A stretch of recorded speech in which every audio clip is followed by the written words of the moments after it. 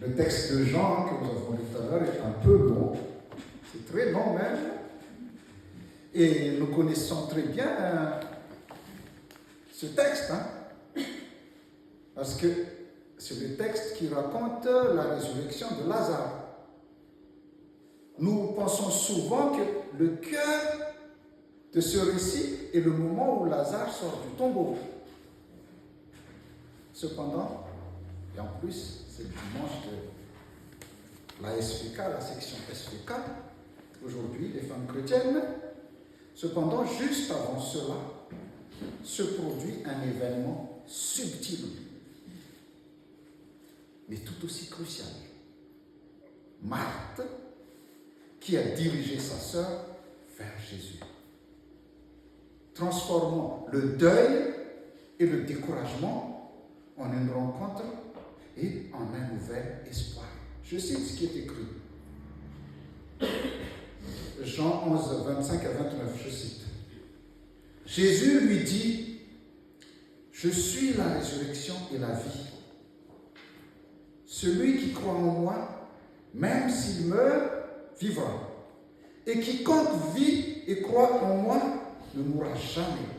Crois-tu cela ?» Oui, Seigneur, répondit-elle, c'est Marthe qui parle. Je crois que tu es le Christ, le Fils de Dieu, celui qui vient dans le monde. Là-dessus, elle partit appeler sa sœur Marie et lui dit tout bas, le maître est là. Et il t'appelle. À ces mots, Marie se leva immédiatement et alla vers lui. Si on essaie de faire une synthèse entre les trois textes, Ézéchiel 37, 14 dit « Je mettrai mon esprit en vous et vous vivrez ». Paul, en Romains 8, affirme « L'Esprit de Dieu habite en vous ». Et en Jean 11, c'est Marthe qui est l'instrument de cet esprit. Cette parole portant le souffle qui relèvera immédiatement sa sœur. Marthe, en fait, elle incarne à la fois le rôle de la messagère de la foi et celui d'éclaireuse de son fonctionnement. Elle sert d'intermédiaire entre Jésus et Marie.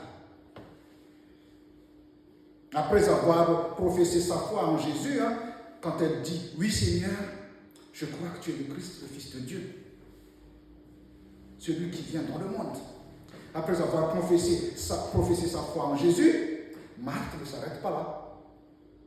Elle part chercher sa sœur, qui est accablée, et l'oriente vers Jésus, la source de vie. Elle devient, en fait, si vous voulez, porteuse de l'esprit qui relève.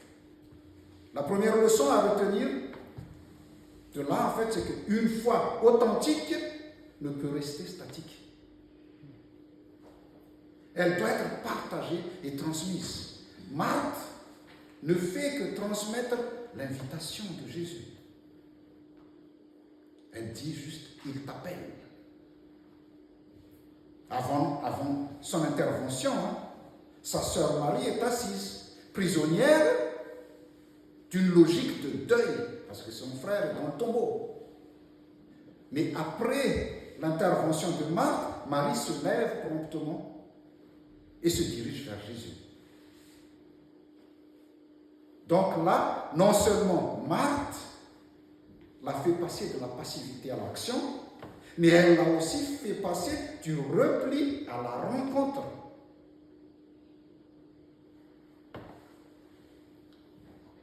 L'histoire de Marthe et Marie nous montre que la foi ne circule pas de manière abstraite, en fait. Elle naît souvent d'une médiation, et souvent d'une médiation fraternelle et d'une relation humaine concrète. C'est un processus relationnel dynamique, si vous voulez. Jésus appelle, Marthe transmet et Marie répond. En fait, c'est ça, le schéma, si vous voulez. Pour Marie, ici, C'est une résurrection intérieure. Avant même la résurrection de Lazare, c'est une résurrection intérieure parce que avant la résurrection de Lazare, elle est déjà sortie de son deuil. Marthe ici, par contre, Marthe ici personnifie une figure de l'Église. Elle reçoit la révélation, elle appelle les autres. Et elle ne se contente pas de consoler et d'encourager, elle conduit vers Jésus. C'est le rôle de chacun de nous, conduire vers Jésus. Cette histoire de Marthe et Marie, on la connaît tous, cette histoire. Si on fait une comparaison entre Marthe et Marie dans Luc 10, 38, 42, que nous connaissons bien, et de Jean 11, 1 à 45 que nous avons lu aujourd'hui, si on fait la comparaison, on aperçoit une sacrée différence. Dans Luc 10, Marthe est une activiste, une figure de dispersion,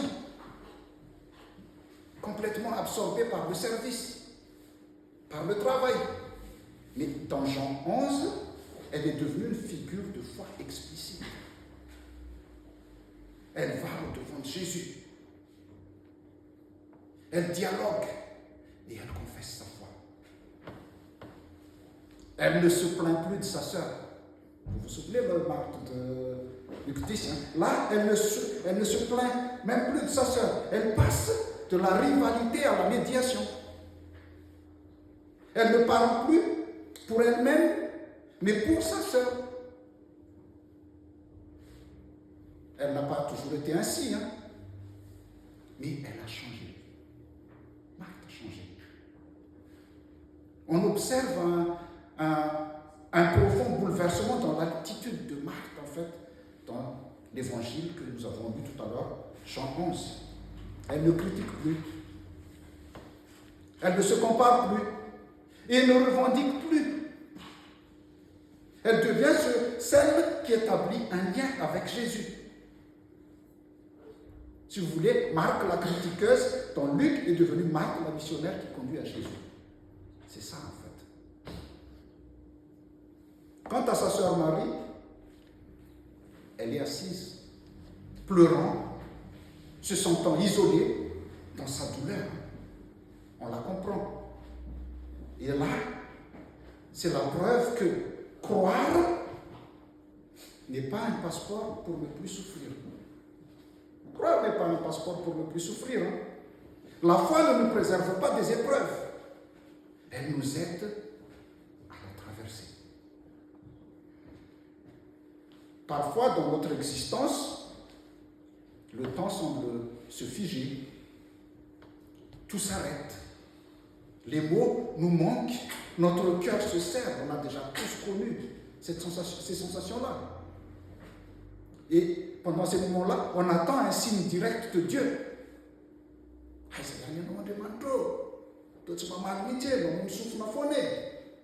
On attend un signe direct de Dieu. Mais ce qu'on oublie, c'est souvent par l'intermédiaire d'une personne de notre entourage qu'il se manifeste. C'est souvent le cas. Donc la question qui se pose à nous aujourd'hui, alors c'est quoi? Pouvons-nous percevoir la voix de nos frères, de nos sœurs ou d'autres personnes qui nous guident vers Jésus? Et avons-nous l'humilité de la suivre? Quand des gens essayent de nous relever, est-ce que nous avons l'humilité de suivre? Ça, c'est une question que chacun doit se poser. Moi, je ne connais pas votre réponse. En tout cas, ici, la Marie contemplative, qui sert d'exemple de foi en s'asseyant au pied de Jésus, se trouve dans une mauvaise passe, se trouve dans une situation difficile. Elle est accablée par le chagrin, elle est incapable de se redresser seule, et elle a besoin d'une aide extérieure. Et les paroles de sa sœur sont comme un souffle de vie, réconfortant pour elle. Mais ces paroles-là aussi face à ces paroles-là, elle doit passer de la foi à l'action. Elle doit passer de la foi à l'action. Elle doit se relever et avancer vers la vie. La vie, c'est qui? C'est Jésus-Christ. Elle doit avancer vers Jésus. Il y a des moments où nous nous retrouvons nous-mêmes dans des situations semblables à celle de Marie. Dans notre vie quotidienne, nous restons souvent assis dans la fatigue, la peur, la tristesse, les regrets ou la haine aussi, à chercher une explication à notre situation. Mais l'histoire de Marthe et Marie nous dit que ce n'est pas une explication qu'il nous faut. Ce n'est pas une explication qu'il nous faut, mais une action, une obéissance aux paroles qui nous orientent vers Jésus. C'est la foi. Croire ne se limite pas à avoir la foi pour soi. C'est aussi aider quelqu'un d'autre à se relever. Peut-être que nous ne pouvons pas retirer la pierre du tombeau de quelqu'un. Peut-être que nous ne pouvons pas dissiper sa douleur, mais nous pouvons les orienter vers Jésus. Ça, c'est à notre portée. Marie ne s'est pas relevée parce que tout allait mieux. Son frère Lazare est toujours dans le tombeau. Elle ne connaissait pas non plus les intentions de Jésus quand elle est allée le voir. Elle ne savait pas que Jésus allait ressusciter son frère. Elle s'est tout simplement levée parce qu'elle a entendu que Jésus est là. C'est tout, ça lui a suffi. Jésus est là. Marthe n'a pas prononcé de longs discours. Marthe n'a pas fourni d'explications ni tenté de régler le problème. Parce que nous aussi, quand on aide les gens, on essaye de régler le problème. Mais souvent, en essayant de régler le problème, on aggrave le problème. Marthe n'a pas accompli de miracle. De la même manière, quand nous voulons aider quelqu'un, nous n'avons pas à promettre aux gens que tout ira mieux, que tout va s'arranger. Notre mission est de les diriger vers Jésus et cela suffit. Cela suffit à les remettre debout. Après, le reste, c'est une démarche de la foi. Chers frères et sœurs, Dieu nous relève parfois et d'autres fois, il nous charge de relever quelqu'un d'autre aussi. La mission d'un chrétien ou d'une chrétienne ne se limite pas à une relation personnelle avec Dieu, mais aussi à établir des liens entre lui et les autres. Ça aussi, c'est notre mission. En ce dimanche consacré à la SPK, femmes engagées, comme vous aimez bien dire, femmes engagées dans la vie de l'Église. Notre évangile du jour nous présente une scène simple, mais profondément transformatrice. Une femme qui se rend auprès d'une autre femme pour lui annoncer que Jésus est là. Ce simple message a eu un impact. Peut-être que plusieurs d'entre vous le font déjà. Vous soutenez un proche dans sa famille,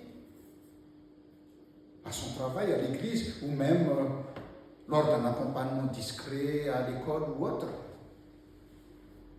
Vous l'écoutez, vous le réconfortez, vous le relevez. Parfois, vous avez l'impression que ces actions ne sont pas remarquées et que c'est insignifiant, cela ne sert à rien. Des fois, on a cette impression-là. Cependant, l'histoire de Marthe et Marie démontre que ce geste presque insignifiant peut tout changer. Ce geste presque insignifiant peut tout changer. Comme une femme aussi qui l'a dit, c'est la mère Teresa qui dit, même si tu sens que ce que tu fais n'est qu'une goutte d'eau dans l'océan, si cette goutte d'eau venait à manquer, cela se remarquera.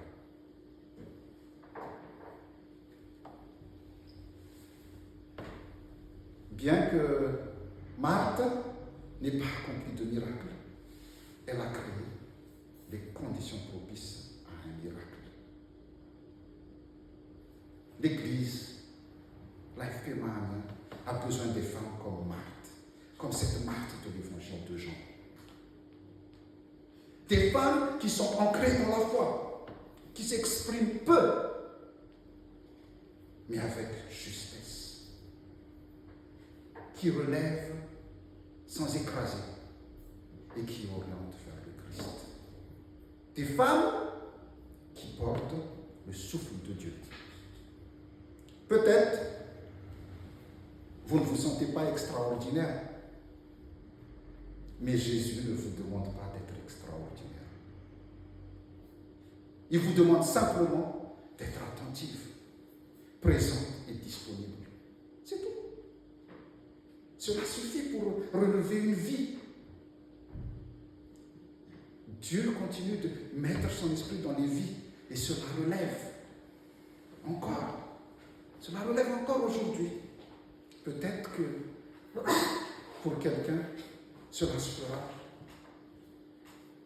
Pour le relèvement de quelqu'un, cela se fera par ton intermédiaire. Par ton intermédiaire. Cette voix qui va relever quelqu'un est peut-être la tienne. Que la grâce de notre Seigneur Jésus-Christ, l'amour de Dieu le Père et la communion du Saint-Esprit soient avec vous tous. Amen.